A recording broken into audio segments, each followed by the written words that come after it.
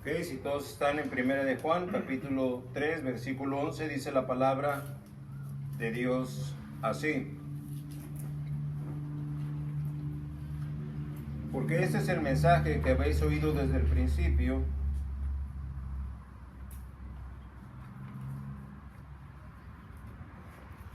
que nos amemos unos a otros, no como Caín, que era del maligno y mató a su hermano. ¿Y por qué causa le mató? Porque sus obras eran malas y las de su hermano justas. Hermanos míos, no os extrañéis si el mundo os aborrece. Palabra de Dios. Lea por favor conmigo el versículo 13 a una sola voz. Fuerte y claro, déjeme escucharle. Dice la palabra de Dios así, el versículo 13. Hermanos míos, no os extrañéis si el mundo os aborrece. Una vez más. Hermanos míos, no os extrañéis si el mundo os aborrece. El título del mensaje de esta tarde es: si el mundo os aborrece. Si el mundo os aborrece. Es desde la perspectiva de la psicología o la sociología, pilares que esta civilización ha edificado como coronas de las ciencias sociales, disciplinas que gozan de la credibilidad de la inmensa mayoría de la humanidad. Y es desde esta postura científica, que se dicta y dispone que una necesidad determinante del ser humano como miembro de esta sociedad es la de ser aceptado. El sentido de pertenencia está en otro nivel de ideas, es decir, sentirse que es parte de algo. Luego es sabido de la necesidad de identificación y asociación. Por estas y muchas otras líneas científicas, cada hombre y cada mujer se ve atrapado en una atención exagerada de su entorno más cercano,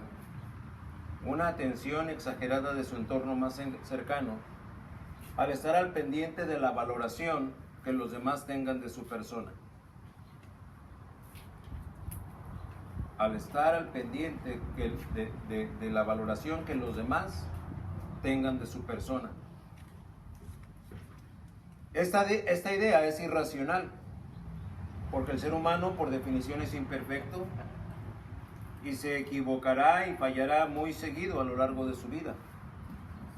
Además, aunque haga bien todo, los demás pueden evitarle o rechazarle por motivos completamente ajenos a él o a ella. Al introducir este mensaje así, intento llamar su atención a tomar conciencia, a darse cuenta que en este mundo de polarización, la crítica y el aborrecer al prójimo son prácticas arraigadas por 1001 razones. Y así es como podemos ver esa polarización entre los académicos y los analfabetos. Unos aborrecen a los otros.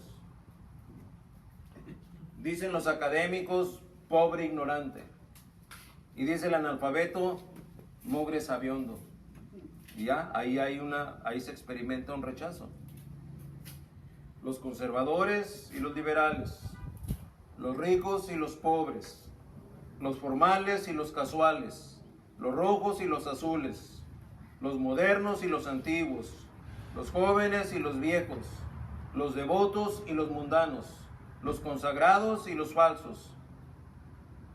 Como siervo de Cristo te digo, te vas a encontrar con antagónicos.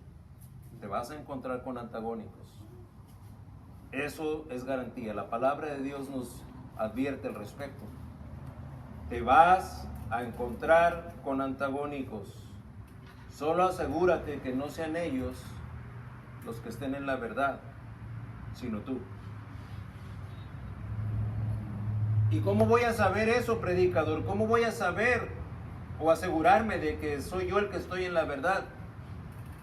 Pues un indicativo es que el mundo te aborrece.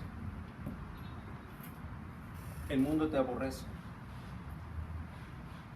Charles Spurgeon dijo en uno de sus famosos postulados: oh mundo perverso, Dios me libre de ser contado como uno de tus favoritos.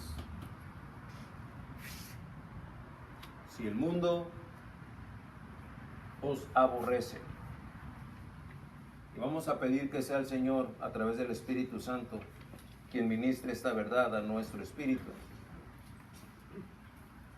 y que como resultado podemos dar, aunque sea un avance pequeño, en la madurez espiritual que todo hijo de Dios ha de tener para honra y gloria de Él. Oremos. Señor y Padre nuestro, el mundo nos aborrece, y tal vez el testimonio de aquí en alguno pueda ser o sonar como que no, a mí no me han aborrecido. Señal de que llega a tiempo este mensaje, porque en un ejercicio de piedad y en un caminar con Cristo en rectitud y en una continua transformación, cierto es que va a llegar el punto en el que vamos a tener antagonismo y nos van a aborrecer. Concédenos entonces, a partir de este mensaje y las verdades que estaremos descubriendo, porque tú nos las revelas, tengamos una firme postura delante de este mundo decadente, perverso y cada día más putrefacto, Señor. Alabamos y bendecimos tu nombre por tener en cuenta ministrar a tu pueblo, Señor. Abre pues los entendimientos, que cada oído aquí oiga, y que el resultado, Señor, sea un resultado que honre y glorifique tu nombre por la predicación de este mensaje. Te lo ruego en el nombre del Señor Jesús. Amén. Si pudiésemos abordar este mensaje pensando de una manera antagónica, podríamos entonces tomar el concepto de amar y de aborrecer. En esta primera de Juan, versículos 1 al 10, ya Juan nos ha escrito y ha expandido la evidencia eterna de lo que es la nueva vida en Cristo. Así que a partir del versículo 11 veremos el enfoque de la revelación gloriosa del amor del Señor Jesucristo. El amor del Señor Jesucristo. Y para poder hacer una referencia precisa, es importante identificar que en la palabra de Dios, en la Biblia, aparece muchas veces la palabra amor, pero no siempre significa lo mismo con respecto a la palabra que se menciona. Nuestro español hasta cierto punto es un tanto cuanto limitado para poder expresar en todo lo que va cuando se trata de la palabra amor. Sabemos, por ejemplo, que nuestro español le dice amor a la pasión carnal, a la atracción sexual. Pero ese amor, en el original, en la Biblia, aparece como la palabra eros. Eros es el amor-pasión.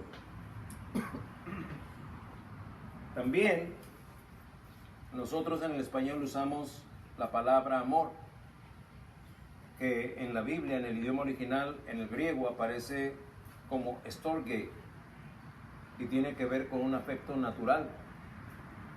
Un afecto natural que se da entre lazos consanguíneos. Cuánto yo storge a mi hermano o a mi hijo, a mi tía, a mi mamá, a mi papá.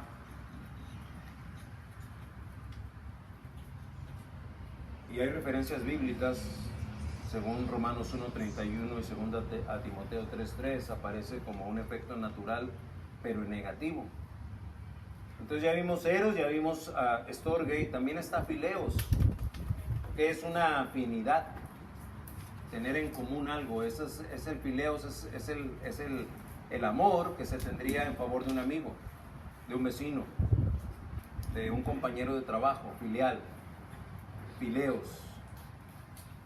Y también está allá en Mateo 6:5 y en Juan 11:5, 11 y 36.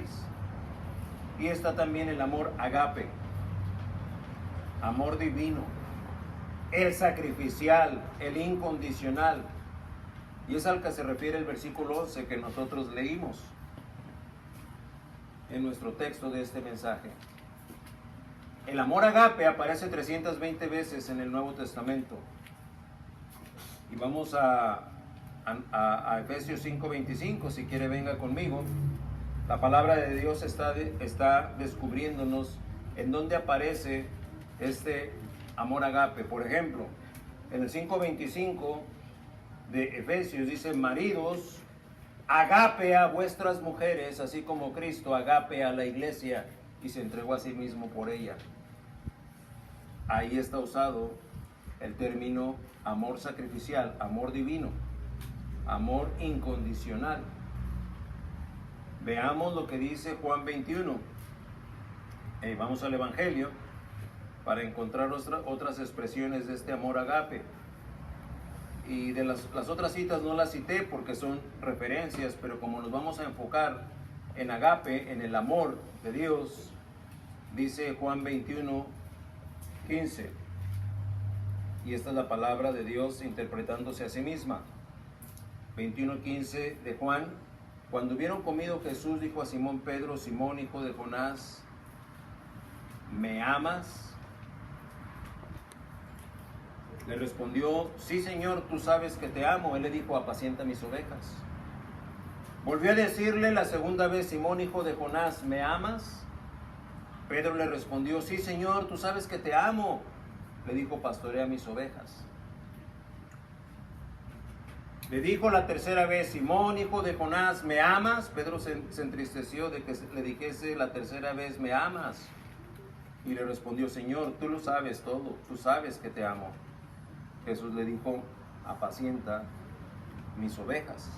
De cierto te digo que cuando eras más joven te ceñías e ibas a donde querías, mas cuando ya seas viejo, extenderás tus manos y te ceñirá otro y te llevará a donde no quieras. Esto dijo, dando a entender con qué muerte habría de glorificar a Dios. Y dicho esto, añadió: sígueme. Vemos aquí este pasaje bastante conocido. Pedro, ¿me amas? Sí, Señor, yo sé. Sí, Señor, tú sabes que te amo. Como en español no hay más palabras, parece que se repite muchas veces. El me amas, te amo, me amas, te amo, me amas, te amo. Pero es importante que ustedes y yo entendamos este diálogo entre el maestro y Pedro, porque el maestro no le está preguntando el mismo sentido del amor. El maestro le está preguntando si nosotros ponemos las traducciones a las que hice referencia. Dice el versículo 5: cuando hubieron comido, Jesús le dijo a Simón Pedro: Simón, hijo de Jonás, ¿me agape más que estos? Le respondió: sí, Señor, tú sabes que te fileo. Apacienta mis corderos. Volvió a decirle la segunda vez: Simón, hijo de Jonás, ¿me agape? Y Pedro vuelve a responder: Señor, tú sabes que te fileo. Le dijo la tercera vez: Simón, ¿me fileos? La tercera vez el maestro cambia el agape por el fileos. Y Pedro, dice, se entristeció. Fue cuando Pedro se dio cuenta que él no le estaba contestando al maestro como el maestro le estaba preguntando.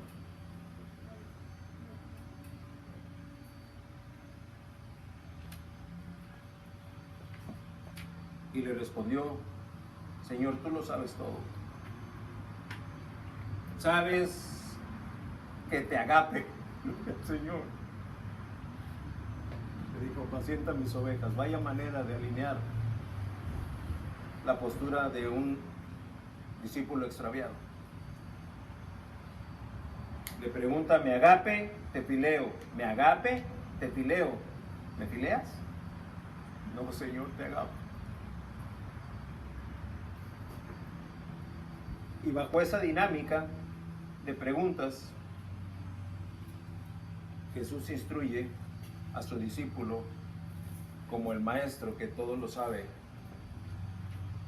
Y después de eso vemos cuánto la obra de Dios avanzó en el ministerio de Pedro. Si dijimos que vamos a ver entonces amar y aborrecer, entendamos qué es aborrecer. Aborrecer, tener o sentir aversión, es decir, rechazo u odio hacia alguien o algo. Apartarse de algo con horror. De acuerdo a la raíz etimológica de la palabra aborrecer, ab quiere decir alejamiento de, y aborrecer es paralizarse o estar erizado al sentir horror. Si el mundo os aborrece, no extrañéis. Sí, condicional. Sí, el mundo. Tómalo como algo natural. Tómalo como algo casi obligatorio. Ya dejamos atrás la severa sentencia que el apóstol Juan, que el escritor sagrado de esta epístola nos hizo ver. Esa severa sentencia ya quedó unos versículos atrás, a ser hijos de Dios o ser hijos del diablo. Con la diferencia de que los hijos de Dios son por generación, mientras que los hijos del diablo lo son por imitación. Dos consecuencias derivadas de aquí, de tipo doctrinal una y de naturaleza práctica la otra. Sígame porque estamos por abordar la parte central del mensaje. Dios como creador y dueño soberano y absoluto de todo lo creado, y así de todos los hombres,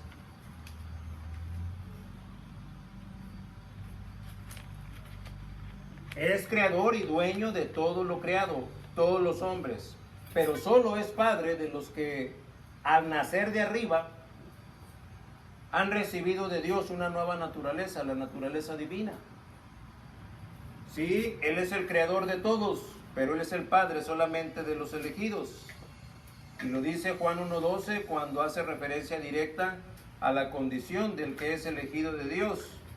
Mas a todos los que le recibieron, a los que creen en su nombre, les dio potestad de ser hechos hijos de Dios. ¿Y cómo habrían de creer?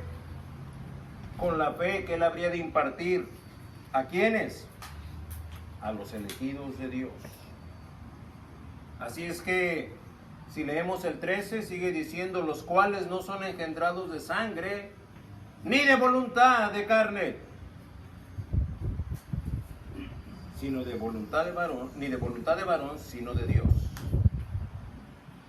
Y sigue diciendo, en el 3:3 del mismo Juan, la palabra de Dios hablando, respondió Jesús y le dijo, de cierto te digo, de cierto te digo, que el que no naciere de nuevo no puede ver el reino de Dios. Versículo 5, respondió Jesús, de cierto te digo, que el que no naciere de agua y del Espíritu no puede entrar en el reino de los cielos. Es que un hijo o hija de Dios ha de mostrar en su conducta o proceder, o como decimos, o en su caminar, que se parece a su Padre Celestial, que comparte la divina naturaleza que el Padre tiene. Y como el Padre es santo, todos los suyos, sus hijos, los verdaderos creyentes, han de ser santos, según lo dice 1 de Pedro 1:4. Y esto es con respecto al aspecto doctrinal. De naturaleza práctica, dice, pero el que no ha nacido de nuevo es esclavo del pecado. Y al ser esclavo del pecado es imitador del diablo, por lo que en ese sentido es hijo del diablo. En la parábola de la cizaña del campo, lo leímos ahorita, ¿verdad? Mateo 13, versículos del 24 al 30. Déjenme, no voy a repasarla, pues ya la leímos, Pero déjenme apoyarme en unos versículos posteriores a lo que leímos todos alternadamente como congregación. Dice el versículo 36 de Mateo 13. Entonces, despedida la gente, entró Jesús en la casa y acercándose a él sus discípulos le dijeron: explícanos la parábola de la cizaña del campo. O sea que los discípulos no la habían entendido. Explícanos la parábola de la cizaña del campo. Dice el 37, respondiendo les dijo: el que siembra la buena semilla es el Hijo del Hombre. 38, el campo es el mundo, la buena semilla son los hijos del reino y la cizaña son los hijos del mal, los hijos de Satanás. Así es que ahí es como vemos cómo es por imitación. La parábola de la cizaña del campo lo ilustra de una manera contundente. ¿Por qué? Porque cuando los discípulos no habían entendido, el maestro se acerca y les explica, y entonces ellos quedan convencidos de la enseñanza. Ya en el versículo 11 nos dice que porque este es el mensaje. En los versículos 11 y 12, 13 que leímos, la referencia principal es la frase que dice: porque este es el mensaje. ¿A qué mensaje se refiere? Bueno,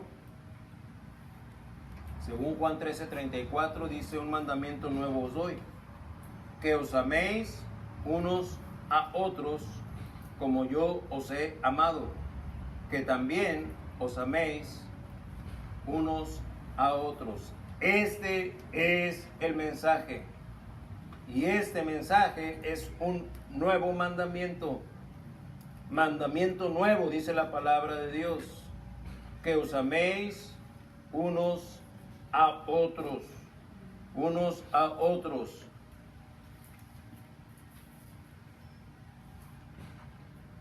La parte contundente del mismo, no sé quién pudiera tener, aparte del Señor o de los grandes siervos escogidos por Él, para decir: así como yo os he amado. Imagínese que usted tuviera que escribir algo así. ¿Podría escribir ese testimonio? Hermanos de sublime gracia, ámense los unos a los otros, así como yo os he amado. Y que aquí entre ustedes hubiera uno que dijera: ay, mi hermano Garza, pues usted no me ha amado mucho, que digamos, ¿verdad? Primero ni me toma en cuenta, luego cuando me ve nomás me regaña, y luego hace comentarios ahí aludiendo a mi persona. No, pues si se trata de amar así, olvídese, mejor no voy a amar. Y creo que tendría razón. Pero cuando es el maestro el que dice: como yo os he amado, ¿tú te has puesto a pensar cómo te ha amado el Señor? ¿Cuántas veces le hemos fallado al Señor? Y Él nos sigue bendiciendo. ¿Cuántas veces damos tumbos y somos vergüenza para el nombre de Dios? Pero Dios sigue dándonos de su gracia y de su perdón. ¿Cuántas veces procedemos flagrantemente en contra de los preceptos que Él dicta? Y habiéndosenos instruido, y habiendo leído, y habiendo recibido la instrucción correcta, alineada en completa armonía con la palabra de Dios, en la dirección que debemos proceder, nosotros rebeldemente procedemos en una dirección contraria. Pero ahí está Dios amándonos, amándonos, amándonos, amándonos. Y es Él el que dice: amaos los unos a los otros, así como yo os he amado. De una manera paciente, de una manera benigna, de una manera misericordia. Y a ese mensaje se refiere el versículo 11. Mira lo que dice segunda de Juan 5. Ya leí 15, no he leído 15, 12. Este es mi mandamiento. Estoy todavía en Juan 15, 12. Este es mi mandamiento, que os améis unos a otros, otra vez como yo os he amado. Y 17. Dice la palabra de Dios: esto os mando, que os améis unos a otros. Usted sabe que la manera de enfatizar una verdad en la Biblia es repitiéndola. No es que se le acabó al escritor que escribir.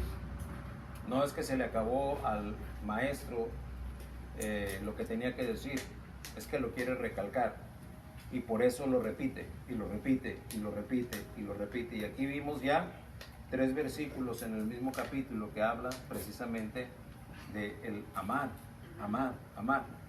Ya el anciano Juan, allá en segunda de Juan, único capítulo, versículo 4, el mismo escritor, perdón, es versículo 5, dice la palabra de Dios: y ahora te ruego, Señora, no como escribiéndote un nuevo mandamiento, sino el que hemos tenido desde el principio, que nos amemos unos a otros. ¿Y a quién se dirige? A una señora.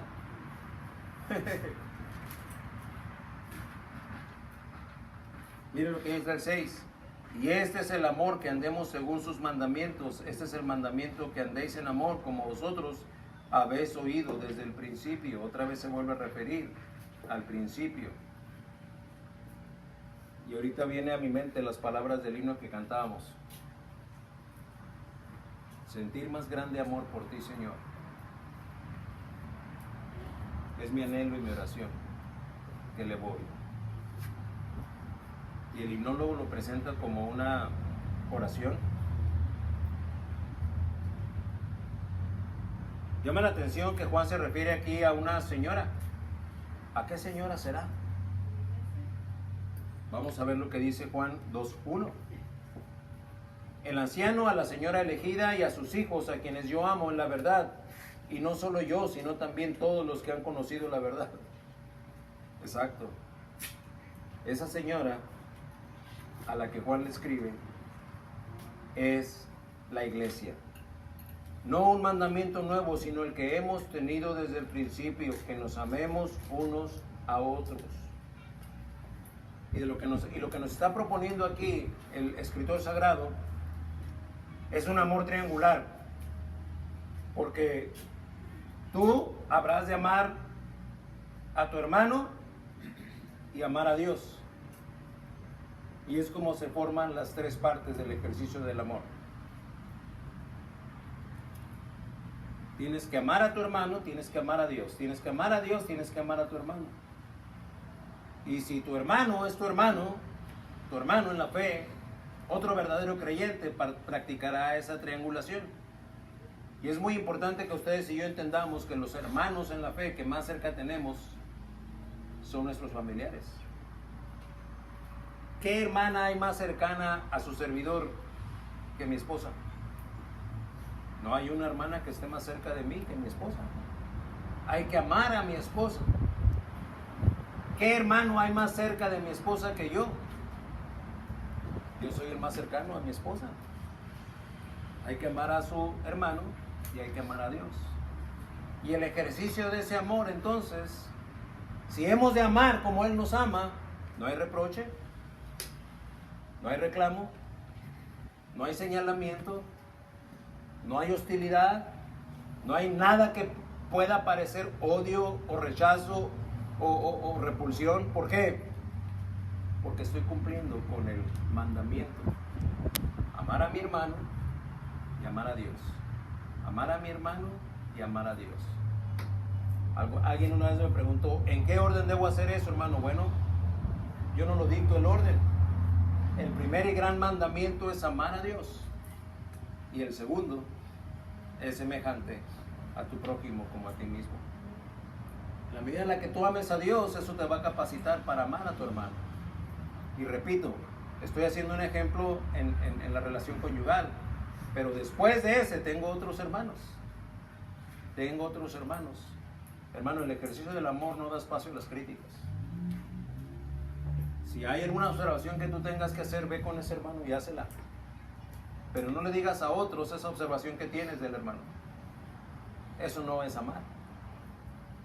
Pero el ejercicio del amor puede ser, ¿sabes qué, hermano? Tengo la percepción de que tú eres un hipócrita.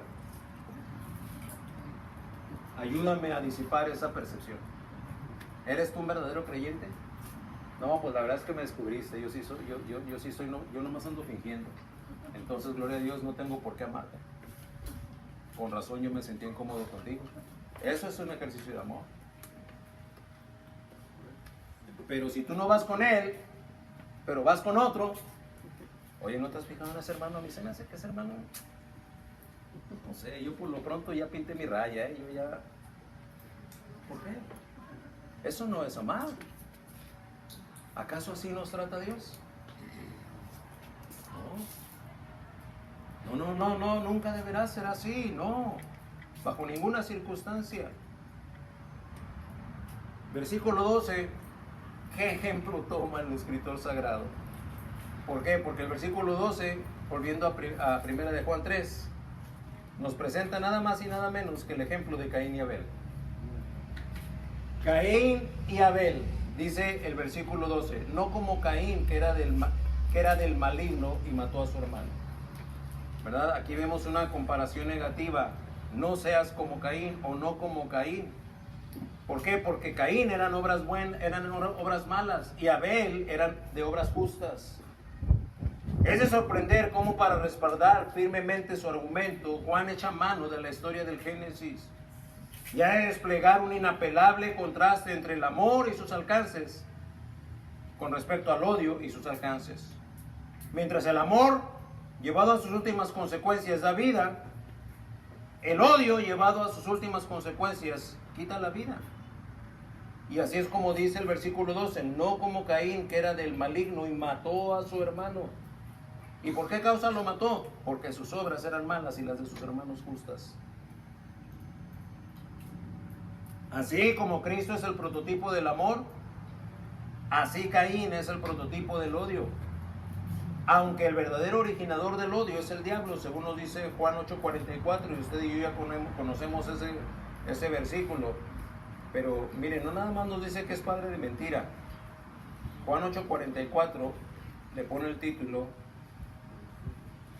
de que es 44. Vosotros sois de vuestro padre el diablo, y los deseos de vuestro padre el diablo queréis hacer. Dice, él ha sido ¿qué? Homicida. ¿Qué es lo que hace un homicida? Quita vida, mata, asesina desde el principio. De ahí que Caín se ha identificado como del maligno, al cual imitó al asesinar a su hermano. A continuación, el escritor sagrado, ahí en el versículo 12 de primera de Juan 3, nos revela el motivo por el que Caín asesinó a su hermano. Pues ahí mismo aparece, dice, ¿y por qué causa le mató? Para que no te queden dudas, te contesta, porque sus obras eran malas, perversas, réprobas, y las de su hermano, justas. Las de su hermano, justas. Si quiere, venga conmigo, si no nada más escuche Génesis 4, versículo 4. La palabra de Dios hablando. Y Abel trajo también de los primogénitos de sus ovejas, de los más gordos de ellas, y miró Jehová con agrado a Abel y a su ofrenda, pero no miró con agrado a Caín y la ofrenda suya. Y se ensañó Caín en gran manera, y decayó su semblante. Entonces Jehová dijo a Caín, ¿por qué te has ensañado? ¿Y por qué ha decaído tu semblante? Si bien hicieres, no serás enaltecido, y si no hicieres bien, el pecado está a la puerta. Con todo esto, a ti te será su deseo, y tú te enseñorearás de él. Y dijo Caín a su hermano Abel, salgamos al campo. Y aconteció que estando ellos en el campo, Caín se levantó contra su hermano Abel y le mató. ¿Qué es lo que Abel le había hecho a Caín? Absolutamente nada. Nada. ¿Qué ofensa? ¿De qué manera le había ofendido? Ninguna. El nivel de rectitud, de obediencia y de apego a la disposición de Dios de parte de Abel era ejemplar, comparado con la actitud y el apego a lo dispuesto por Dios de Caín. Y lo que llevó a Caín a aborrecer a su hermano al punto de matarlo fue que el nivel de rectitud de Caín estaba muy por debajo con respecto al de su hermano. Y entonces se procedió en esa dinámica. Así es que los celos acechaban detrás de su odio. No la emulación, que quiere decir imitación de acción o palabras, que tiene que ver con codicia de los dones superiores de otros, sino la envidia que se resiente de la superior rectitud de otro, de la superior devoción de otro, del superior conocimiento de doctrina de otro. Hermano, si se trata de experimentar rechazo u odio, porque su nivel de rectitud es más elevado que otro, disfrute de ese desprecio. Disfrútelo, gócelo en el Señor. Si aquel no solamente es ajeno al conocimiento de las doctrinas de Dios, de las doctrinas bíblicas, sino que no le importan, y a usted el Señor ya le ha redarguido de pecado y está con una hambre y una sed de conocerle, entonces deje que lo desprecie, deje que lo rechace, deje que lo critique. No se sorprenda por eso. Si el mundo os aborrece, que sea por aspectos como este.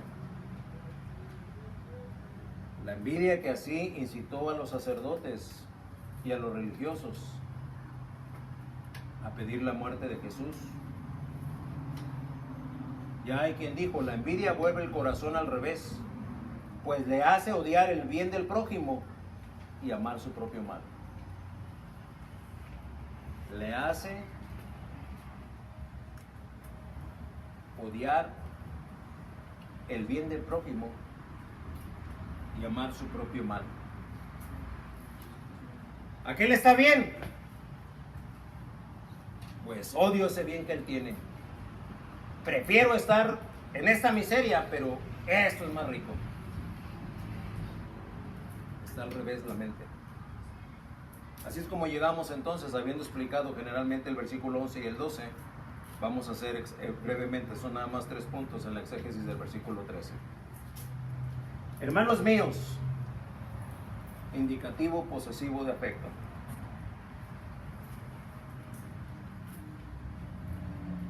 Cuando el título del mensaje es Si el mundo os aborrece, la providencia de Dios nos deja ver, leer y conocer de esta afectiva frase, un indicativo posesivo de afecto. Hermanos míos,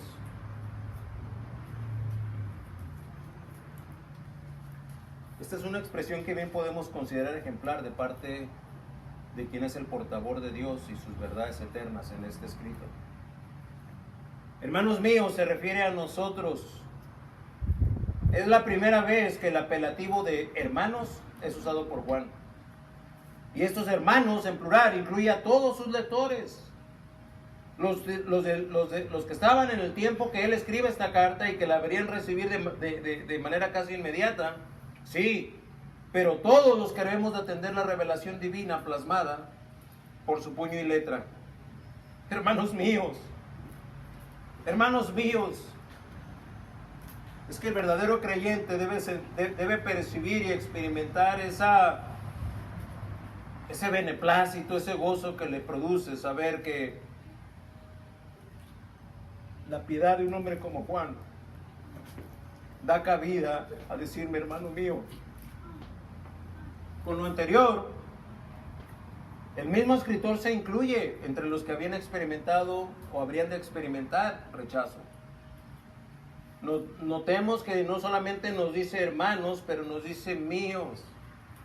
Hermanos míos, ¿qué mérito tenemos usted o yo para que Juan cuente entre sus hermanos a los que están oyendo este mensaje? ¿Qué mérito? Ninguno. Es la pura gracia de Dios la que nos da el lazo coespiritual, no cosanguíneo, pero coespiritual con Juan. Todos elegidos por el soberano y todopoderoso desde antes de la fundación del mundo. Pues yo no creo que Dios me haya elegido desde antes de la fundación del mundo. Si no lo crees es porque no te eligió, no te preocupes. A ti no te está hablando. Tú no puedes ser contado entre los hermanos míos a los que se refiere Juan. Pero el elegido es contado como hermano mío.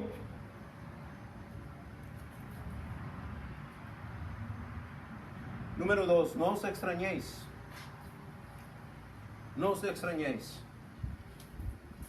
Es una advertencia negativa oportuna. No os extrañéis. Si caminamos por el camino de la justicia según Cristo, como caminó Abel, no debe extrañarnos que el mundo os aborrezca, así como Caín aborreció a su hermano. Y es como lo mencioné en la introducción de este mensaje, nuestra secular tendencia es buscar aceptación de quienes nos rodean, sean quienes sean. Escúcheme y escúcheme bien. No hay nada en lo que un verdadero creyente deba esperar o buscar la aceptación de este mundo. Nada. No hay nada que te aborrezcan. Si ha de ser por el nivel superior de rectitud y de espiritualidad y de piedad, no os extrañe. Dice el escritor, no os extrañéis. Así es que regocíjate de ser contado como digno de padecer afrenta por tu fe, así como los discípulos allá en los primeros capítulos de Hechos, padeciendo afrenta por tu fe y por un ejercicio continuo de una vida en Cristo. ¿Sabes? El mundo no te va a aborrecer si vives como Él. Si buscas las mismas aficiones, los mismos contratiempos, los mismos pasatiempos, los mismos entretenimientos. Al contrario, el mundo te va a decir, vente, tú eres de los míos. Así es que no caigas en el engaño de decir, bueno, no, yo sí soy hijo de Dios, pero esto que practico nada más lo practico, pero de manera muy cuidadosa. No te engañes. No te engañes. No hay cuidado que te libre de ser considerado en esa mezcla de secularismo y de mundanalidad. Y debes entender, Dios es un Dios celoso. Los que son de Él han de dar testimonio permanente. ¡Permanente! ¿Qué es permanente, hermano Garza? Permanente. 24 horas al día, 7 días a la semana, 52 semanas al año, el resto de su vida. Pero no es ser muy exagerado. Bueno, dale espacio. Dale espacio a que la mundanalidad y el secularismo entren. Deja que tú y los de tu familia sigan con actitudes y aficiones que son más comunes en el mundo que en la iglesia. Y eso estará hablando de un caminar que compromete. No hay nada en lo que un verdadero creyente deba esperar o buscar la aceptación de este mundo. Nada. Nada. Nada. Recuerdo que cuando nuestros hijos estaban en la escuela, no fueron una, ni dos, ni tres. Yo perdí la cuenta de cuántas veces venían los dos mayores a pedirnos un teléfono celular. Pa, es que ya todos mis compañeros tienen y yo no tengo. ¿Y qué te pasa si tú no tienes? Pues, o sea, pues yo soy el único que no tengo. ¿Y qué te pasa? Pues es que me gustaría tener. ¿Para qué? Pues es que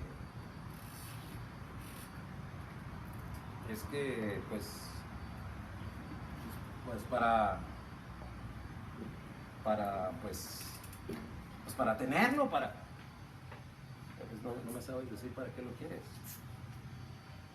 Bueno, porque me gustaría jugar como ellos juegan. Tú no necesitas eso. Eso es lo que hace el mundo. Eso es lo que hace el mundo. Tú vas a tener un teléfono cuando tengas la edad en la que sea necesario que nos avises de las decisiones que tienes que estar tomando.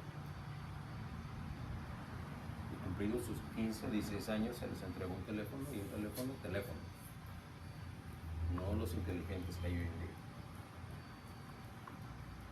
Porque esa pequeña ventana de Satanás tiene tanta información que corrompe y contamina la mente del muchacho o de la muchacha, al punto de que ni siquiera nos podemos imaginar. De ahí que sea importante considerar que si el mundo os aborrece, aparece como cláusula condicional y ese es el punto número 3 del exégesis. Si el mundo os aborrece, es una cláusula condicional que nos identifica. El mundo aquí es citado como el sistema mundano, configurado y organizado contra Dios y sus elegidos. Un sistema en el que el diablo anda como león rugiente. ¿Sabes cómo es que un león rugiente anda? Primera de Pedro 5:8 nos lo describe.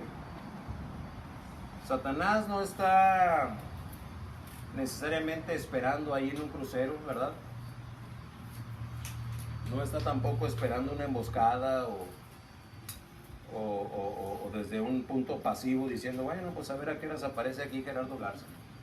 Cuando aparezca me lo echo, ¿verdad? No es la forma en la que está. Dice la palabra de Dios en Primera de Pedro 5:18, perdón, 5:8. Sed sobrios y velad. ¿Sabes a qué se refiere sed sobrios y velad? Estar en una permanente alerta. ¡Despiértate! ¡Alerta! Los pasatiempos de este mundo están robando a tus hijos y tú dormir. Las amistades mundanas están influenciando a tu esposo, a tu esposa y tú dormir. El mundo es característico de tus procederes y tú dormido. Sed sobrios y velad, dice la palabra de Dios. ¿Y por qué, hermano? Pues no es para tanto, ¿no?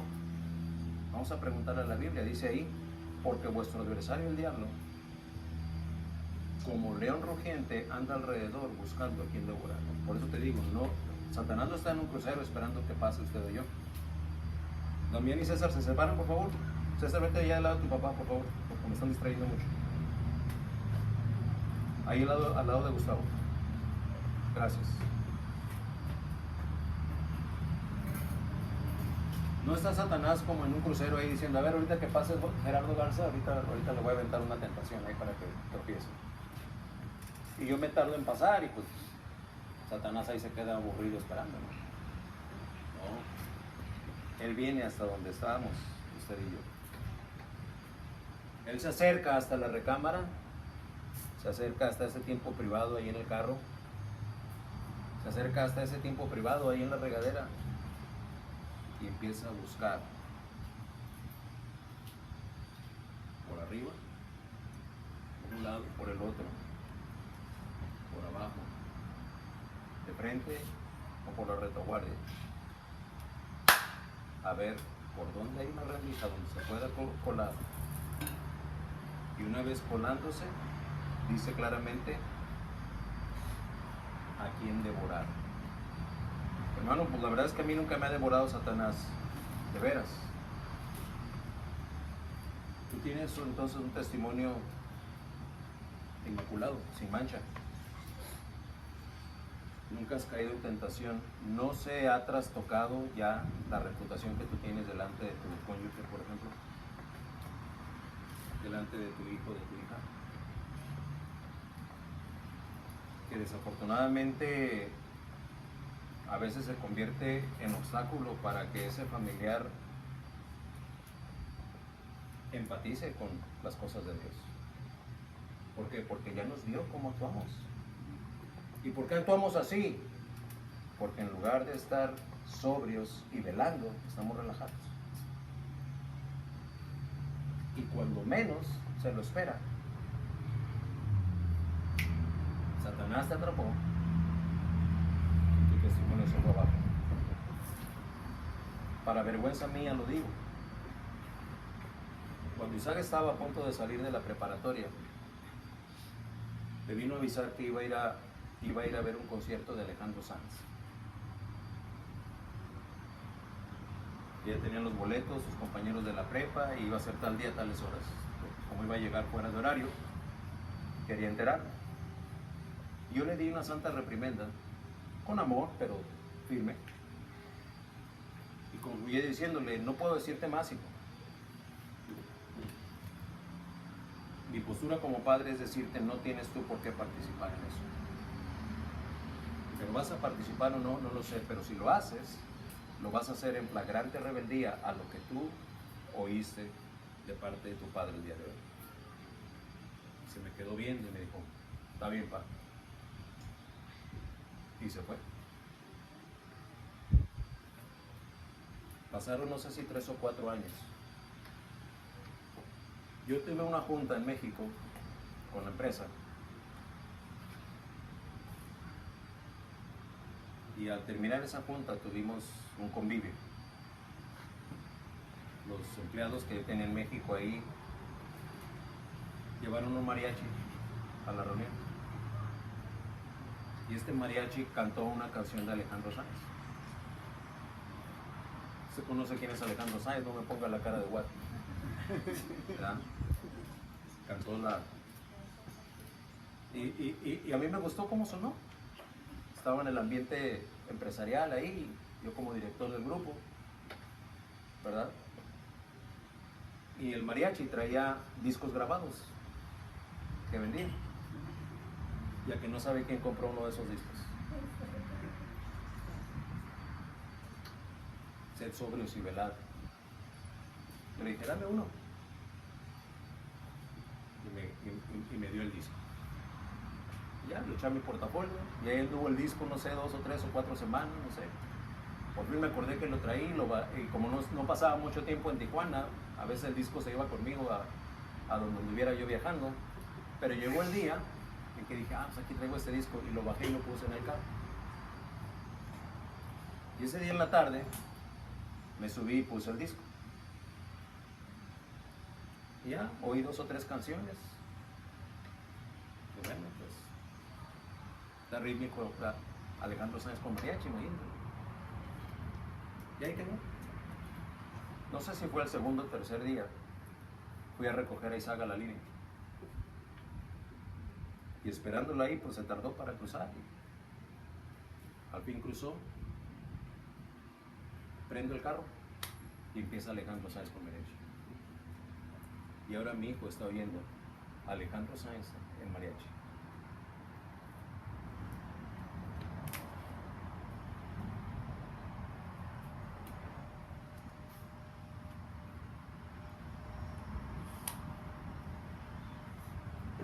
Puedo describir lo que se siente cuando los ojos de mi hijo se fijaron en mí. Dijeron, ¿qué pasó, papá? ¿Te acuerdas cuando me reprendiste porque quería ir a ver al concierto de Alejandro Sanz?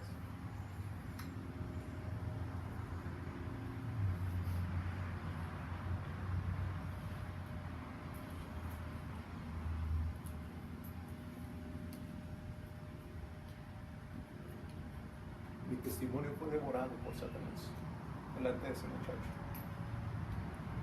Es que Satanás anda buscando a quien devorar.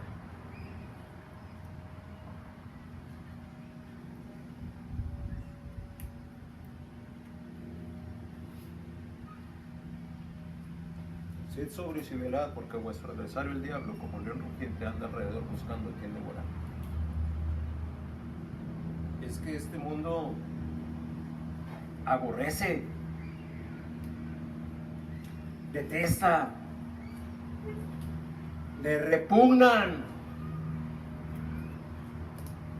a los que siguen el camino de justicia. Primera de Pedro 4:4 lo describe mejor que como yo se lo acabo de decir. Dice la palabra de Dios, aquí el apóstol Pedro escribiendo: a estos les parece cosa extraña que vosotros no corráis con ellos en el mismo desenfreno de disolución y os ultrajan.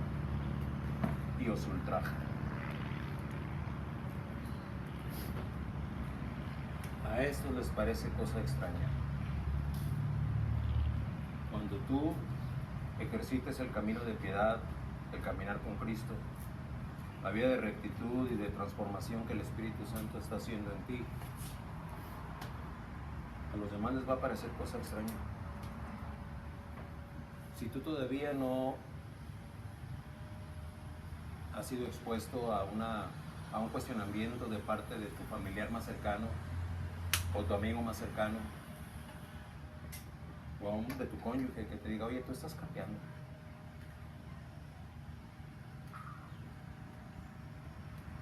Es que todavía no le parece que lo que estás haciendo es cosa extraña. Pareces igualito a lo que el mundo hace. La mayoría de ustedes han oído el testimonio que para la honra y gloria de Dios el Señor me concedió escuchar de labios de mi esposa. La primera vez que me acompañó al programa. Me sorprendió porque yo nunca la invité. Le digo, ¿qué pasó? ¿A dónde vas? Porque vi que se estaba cambiando y preparando.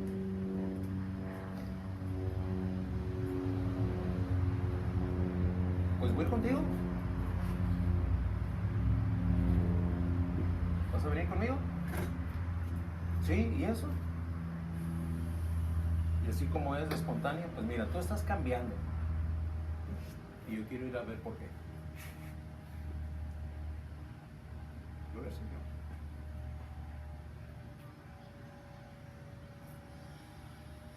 Me empezó a parecer cosa extraña. Y yo digo para la honra y gloria de Dios, hermano.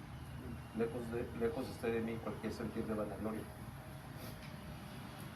A estos les parece cosa extraña que vosotros no corráis con ellos en el mismo desenfreno de disolución y os ultrajan. ¿Sabes un testimonio que vendría a ser de verdadera honra y gloria al Señor?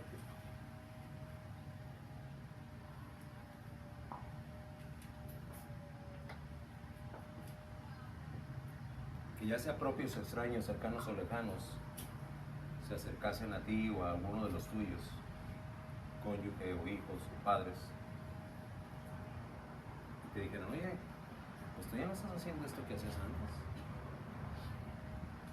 Oye, tú ya no traes ahí los juegos de moda ni la consola de la última generación. Tú antes eras de los que estabas al día y es más adelante del día. Pero ya no. Se les estará haciendo extraño. No les parecerá común ya. Les parecerá cosa extraña que vosotros no corráis con ellos en el mismo desenfreno de disolución. Pues para todo mundano una vida de rectitud en el verdadero creyente, escúcheme bien, para todo mundano una vida de rectitud en el verdadero creyente es una acusación muda,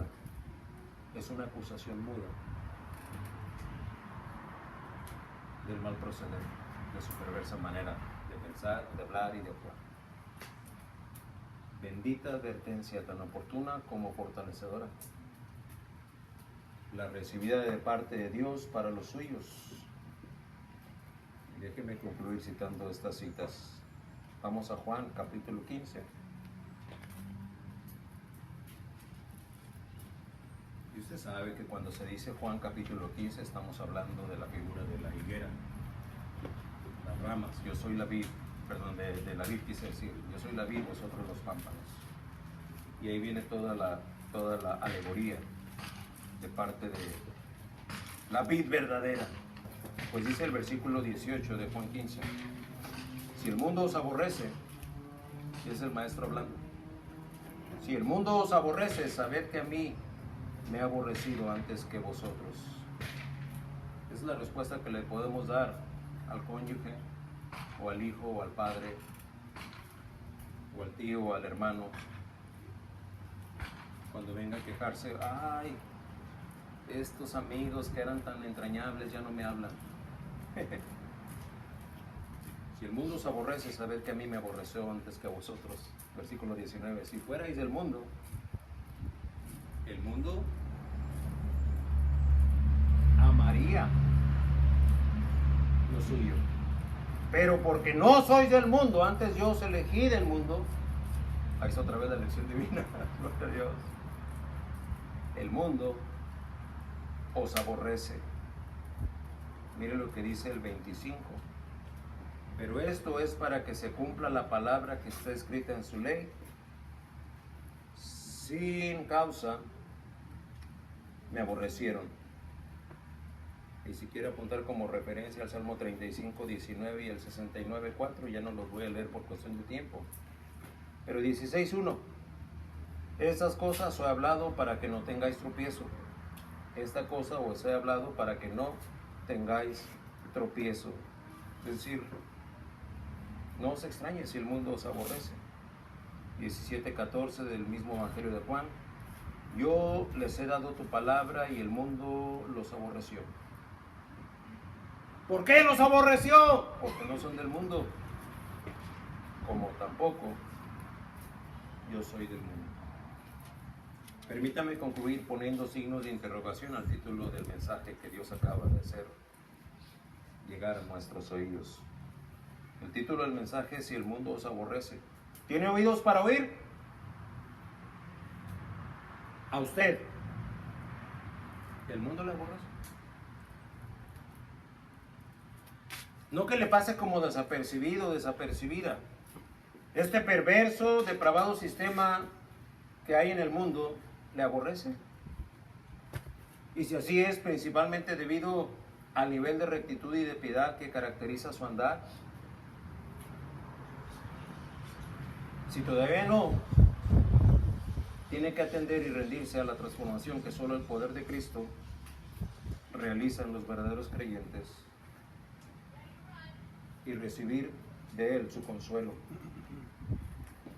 Con esta promesa de Dios, no se extrañe si el mundo os aborrece. Dios les bendiga.